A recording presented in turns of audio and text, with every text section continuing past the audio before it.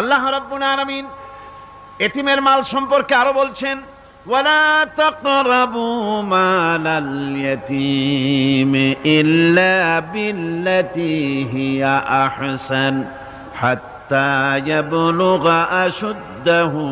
আল্লাহ পাক বলছেন এতিমের মালের নিকটবর্তীও হবে না যতক্ষণ পর্যন্ত তারা যৌবন প্রাপ্ত না হয়, বুদ্ধি শুদ্ধি না আসে, ততক্ষণ পর্যন্ত এতিমের মালের কাছে যাবে না। হ্যাঁ যাবে, মালটাকে রক্ষণ করার জন্য, রক্ষণাবেক্ষণ করার জন্য, মালগুলি খাওয়ার জন্য না।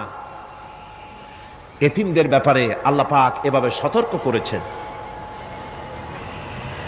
মানুষ যখন, বাচ্চাগুলি যখন এতিম হয়ে যায়, বাচ্চা বেঁচে থাকতে, বাচ্চার বাপ মা বেঁচে থাকতে বাচ্চারে কোলে নেয়। দেখবেন বড় লোকের ছেলে দেখতে ভালো দেখা যাচ্ছে না, নাকে ময়লা তাতে ময়লা, তারপরেও বড় লোক, সেই জন্য বাচ্চাটারে কোলে নেয়। ইচ্ছা করে না, তারপরেও তারে খুশি করার জন্য কোলে নেয়। করে না